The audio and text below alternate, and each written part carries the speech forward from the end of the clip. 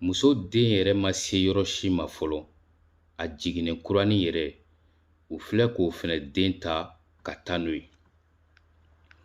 An bɛ don min na i ko bi,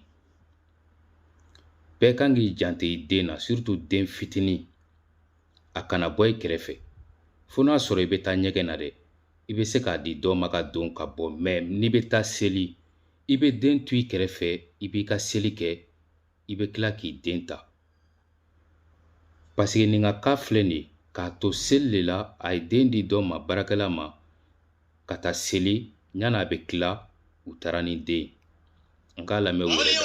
Aw salamu alaikum. An balimakɛ mun na jɔlen filɛ an kɔrɔ, a den de taara kunun a ka du kɔnɔ fo bi den yɔrɔ ma dɔn. An balimakɛ in a tɔgɔ de ko Laji Kɔ Sinaba. Saramba Kuyate ale ka mécanicien de don. Nɔgɔ foyi t'a la. Samɛ kɔnɔna na bɛɛ b'a dɔn. I den taara cogo di ne fa? Den nin taara samɛ de kɔnɔna la. Samɛ, den nin suyɛnna yen nɔ de. A yɛrɛ dɔnbaga de don fɛnɛ.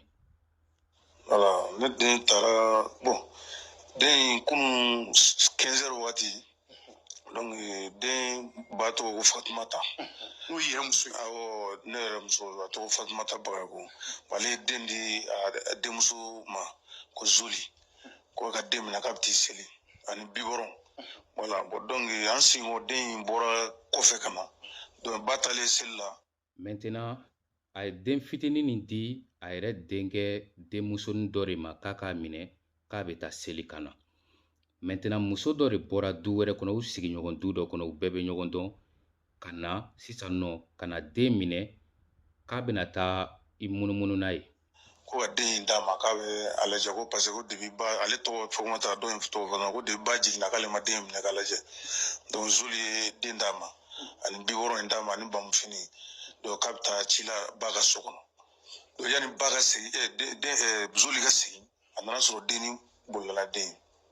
Fo sisan. Donc a bolila den a taara a tɔɲɔgɔn dɔ bɛ Samɛ pɔnda la. A taara yen. A kɛlen ka den nin ta, ko depuis muso jiginna k'ale ma den nin minɛ fɔlɔ, o fɛnɛ ye den d'a ma, a filɛ ka taa ni den nin ye fo Samɛ de. A bɛna taa mun de kɛ Samɛ san? K'a ka minɛnw récupérer ka sɔrɔ ka taa. A ka fini minnu kun bɛ a y'olu ta. Olu ye den y'a bolo. O ye den y'a bolo. O y'a ɲininka ko jɔn de den b'i kɔ la sanji fɛngɛ in kɔrɔ. O y'a sɔrɔ san yɛrɛ kun bɛ ka. San misɛnnin kun bɛ ka, san kun bɛ ka na waati min na. Ko jɔn. San yɛrɛ bɛ ka na, i bɛ bɔ ni mɔgɔw den fitinin ye k'o ta ka boli n'o ye. Nin ko ninnu quoi, i b'a dɔn ninnu ye réseau de ye quoi. Il faut que Mali ɲɛmɔgɔw ka wuli k'u jɔ nin denko nin na quoi. Parce que kuma bɛɛ de ye nin ye sisan, an tulo bɛ don den suyɛn o den suyɛn. Den b'i kɔrɔ san kɔ la san nin kɔnɔ n'i bɛ taa n'a ye min. Donc a ma kana jɔlen fɔ ye, a kɔni y'a ka finiw ta a taara. Donc an taara o fɛ yen ɲama sɔrɔ ko ma. A taara ka finiw ta, a taara ni den. Olu taara ye a ɲɛfɔr'u ye k'olu y'a ye ni den. Olu yɛrɛ y'a ɲininka k'i bɛ taara ni mɔgɔw den minɛ ni sanji nin kɔrɔ. A ye kuma dɔ don ɲɔgɔn na ka fɔ olu ye ka taa. I m'a faamuya. An bɛ don min na i ko bi, wolo ka jugu nin ma quoi. Wolo ka jugu nin ma.